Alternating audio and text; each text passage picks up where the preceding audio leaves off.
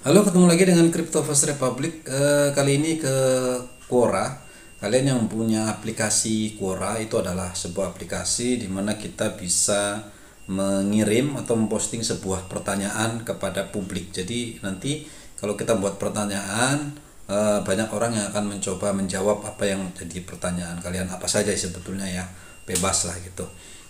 Termasuk Crypto First Republic. Di sini juga kadang-kadang kita bertanya, kemudian juga kadang-kadang menjawab dalam bentuk tulisan tentu saja ya. Jadi buat kalian yang suka dengan tulisan, di Cryptoverse Republic Quora itu ada ya, terus jelas saja seputar konten tentang kripto, tentang saham, tentang finansial lah, seperti itu. Nah, di sini ada pertanyaan dari kita nggak tahu siapa, karena memang kalau di Quora ini yang si penanya itu tidak ditampilkan, guys. Jadi kita tidak tahu siapa yang nanya, tapi yang kelihatan justru yang menjawab. Saya menjawab, teman lain menjawab. Yang menjawab ini kelihatan siapa yang menjawab, tapi yang tanya malah nggak kelihatan. Nah, pertanyaannya adalah mengapa orang-orang membeli Bitcoin padahal tidak ada nilai intristiknya? Jika jaringan rusak, bukankah Bitcoin tidak ada harganya lagi? Itu pertanyaannya. Oke, mari saya coba akan menjawab tentang itu. Tapi sebelum kita ngomong intristiknya, kita coba jelaskan tentang bagaimana kalau jaringannya rusak gitu ya. Jadi jaringannya rusak. Oke, kita mungkin akan secara logika saja bahwasanya Bitcoin itu adalah terdesentralisasi. Artinya tidak ada pusatnya. Kita ngomong jaringannya rusak. Misalnya contoh Google, Facebook, kemudian TikTok dan lain-lain itu punya server karena dia adalah sentralisasi yang dimiliki oleh mereka. Misalkan servernya ada di sebuah gedung, misalkan anggapannya satu gedung, kemudian ada yang menyerang gedung itu, servernya entah lewat hacker, entah itu dengan fisik itu, maka setelah rusak maka jaringannya akan rusak. Nah, sementara Bitcoin itu tidak ada pusatnya, tidak tersentral, makanya disebut desentralisasi, tidak ada pusatnya. Nah, terus servernya di mana? Kan itu jaringan. Nah, servernya adalah dimiliki oleh mereka yang menjadi penambang atau miner. Jadi kalau kalian namanya menambang, kalian tuh menyiapkan sebuah komputer lah ya. Kalau dulu sebuah laptop misalkan, anggap aja laptop kita hidupkan 24 jam nonstop dengan wifi, kemudian kita install code-nya, yang code dari jaringan Bitcoin ini. Setelah terinstall, kemudian koneksikan ke jaringan Bitcoin. Setelah terkoneksi, maka komputer kita adalah sebuah server dari puluhan ribu server yang ada di seluruh dunia. Jadi siapapun kalian, saya, Anda, teman-teman, pokoknya semuanya yang mau menghidupkan komputernya, kemudian install source code-nya untuk Bitcoin, kemudian komunikasi dengan semua jaringan, itu sudah dianggap sebagai node. Node itu adalah sebuah komputer yang digunakan sebagai servernya. Nah, kalau menurut data sebenarnya lebih dari 44.000 di seluruh dunia yang aktif. Dia itu naik turun ya, karena ada yang dimatikan, ada yang hidup lagi, ada yang nambah dan lain-lain. Jadi itu kisaran itu adalah puluhan ribu komputer. Jadi kalau mau merusak ataupun rusak jaringannya, ya harus rusak sebanyak itu, 44.000 komputer di seluruh dunia yang harus dirusak atau setidaknya rusak. Satu-satunya yang bisa mematikan Bitcoin adalah internet dimatikan di seluruh dunia. Matikan aja semuanya, tidak ada jaringan sama sekali, maka Bitcoin juga tidak tidak ada transaksi. Kalau tidak ada transaksi artinya ya diam aja, apakah ada harganya lagi? Harga itu kan jika diperjual dan belikan. Tapi jika mati, misalkan kondisi sekarang 30.000 kemudian mati pet, ya itulah harganya. Karena tidak ada yang membeli, tidak ada menjual, artinya ya di situ harganya. Dia akan turun, nggak ada harganya kan kalau orang itu sudah tak mau lagi saya menjual, ada menjual, seluruh orang di dunia menjual dan tidak ada yang mau membeli, itu harganya turun atau tidak ada harganya lah gitu ya. Itu seperti itu. Tapi kalau sekedar mati jaringannya kemudian tidak ada transaksi, ya diam aja gitu ya, tidak naik tidak turun, nggak ada transaksi, dia seperti itu. Nah, untuk merusak jaringan, misal katakanlah Anda adalah hacker yang paling canggih sedunia, kalian harus merusak seluruh jaringan atau minimal 51%-nya.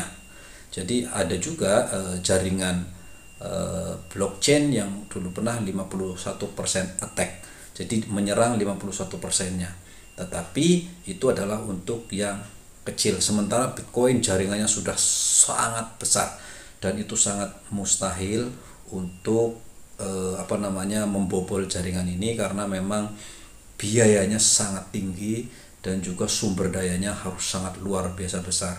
Jadi secara logika saja untuk menyerang Bitcoin, menyolong Bitcoin, memanipulasi harga dan lain-lain, itu lebih baik menyerang yang lain kan seperti itu. Tapi oke lah, misalkan sekedar untuk menghancurkan, karena dibilang di sini untuk merusak gitu ya, rusak. Untuk merusak itu adalah tadi itu paling tidak 51%. Seandainya ada 40.000 berarti 20.000 komputer di seluruh dunia, dan kita harus menembus mereka loh. Di mana gitu, di mana punya siapa? Karena kalau ini dirusak, yang ini jalan, yang ini rusak, sini jalan terus seperti itu, makanya akan sangat sulit dirusak. Berbeda lagi dengan server Google, Facebook dan lain-lain. Jika kita tahu servernya Google di suatu tempat, kita putuskan listriknya, kita rusak harddisknya dan lain-lain, itu sebenarnya rusak sudah gitu ya, kalau hanya satu tempat. Tapi ya mereka pun walaupun itu sentral milik Facebook, artinya kan dia sentralisasi, ada pusatnya, itu juga mereka tidak menempatkan satu tempat. Artinya server mereka ada di mana-mana di seluruh dunia, yang mana jika satu rusak di sana backup, di sana rusak sini backup, dan seperti itu. Nah, itu sebenarnya secara sistem memang sudah dibuat untuk tidak sentral, tidak satu, cuman pemiliknya satu. Jika mereka ingin mematikan tinggal klik off, ya selesai gitu ya, jadi tinggal klik saja. Tapi kalau servernya atau jaringannya Bitcoin, ya tidak bisa dimatikan. Kalau yang bisa matikan, komputer saya masih bisa matikan, klik. Apakah jaringannya rusak? Ya enggak, karena begitu saya matikan, dia akan ke node lain. Mereka matikan, dia node lain, nanti ada yang hidupin lagi. Bagaimana kita mengontrol manusia seluruh dunia yang kita tidak kenal, tidak tahu siapa, tidak saling tahu? Kita bisa bersepakat untuk mematikan bersama-sama kan? Nggak bisa, itu susah. Itu ada logikanya. Nah, selanjutnya soal intristik. Kenapa tidak ada nilai intristiknya?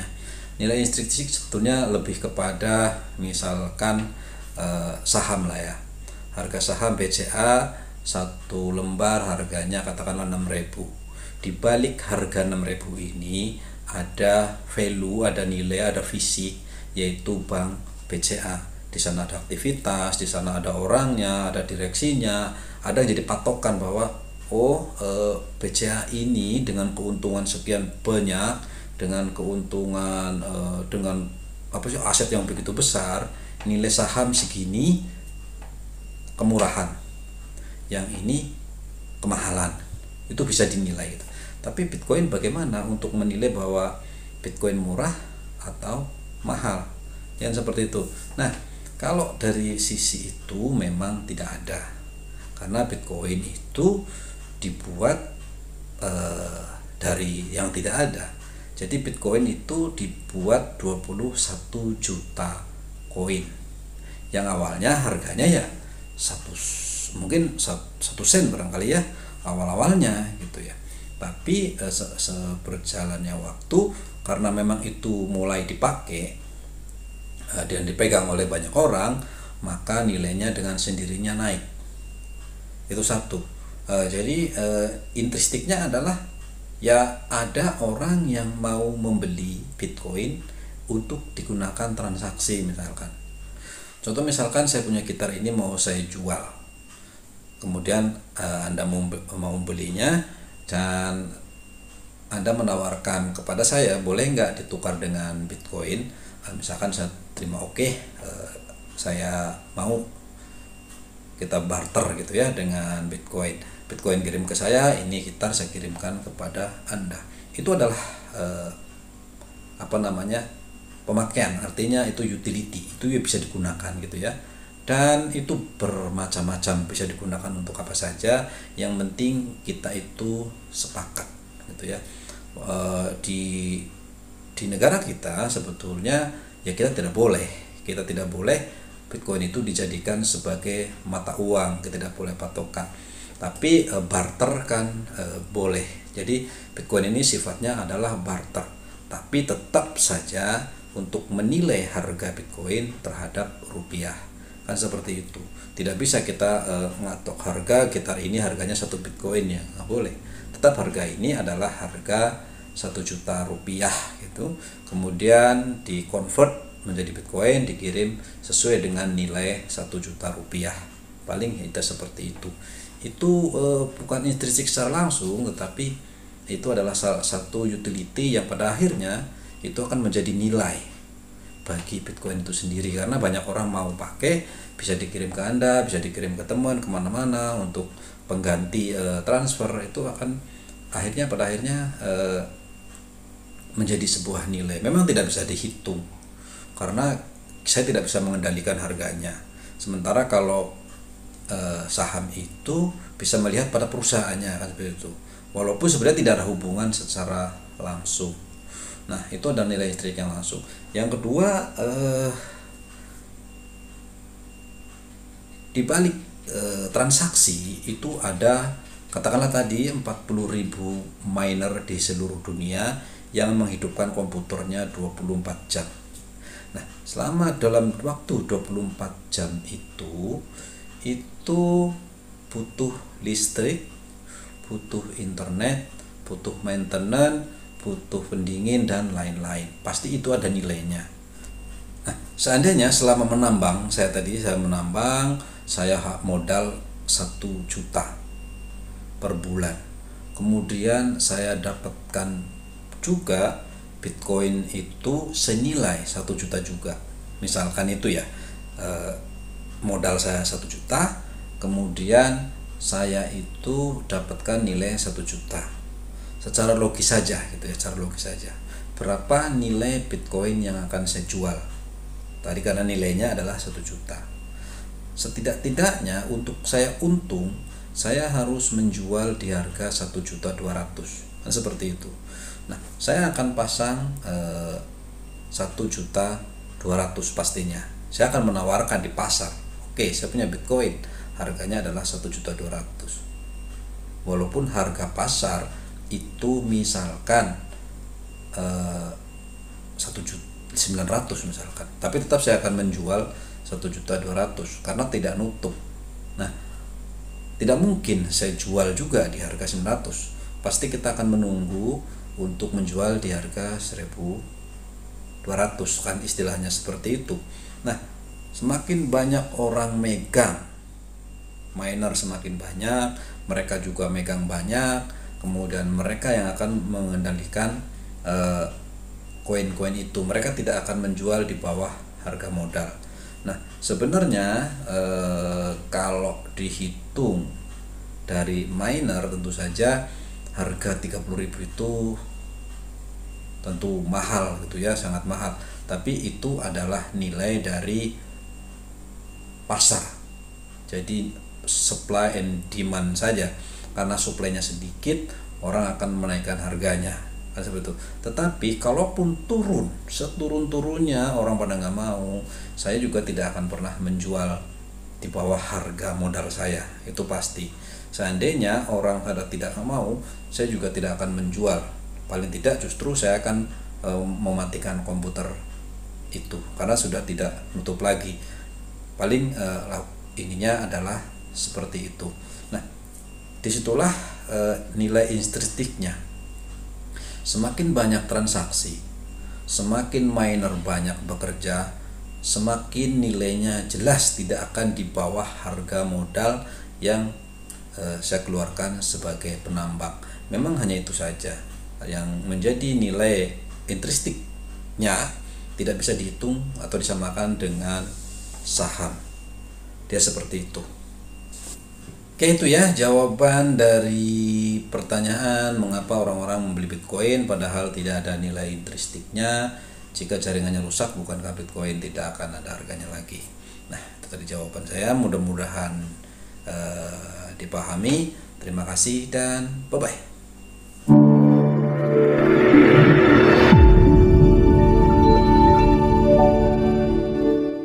Disclaimer, semua video bersifat edukasi, dilarang mengikuti segala kegiatan mengatasnamakan channel ini. Forex, saham, dan kripto adalah bisnis beresiko tinggi dan bukan tempat mencari kekayaan dengan cepat. Tidak menerima titipan dana atau giveaway atau hadiah atau apapun bentuknya. Berhati-hatilah terhadap penipuan dan manipulasi yang menyerupai perdagangan aset ini.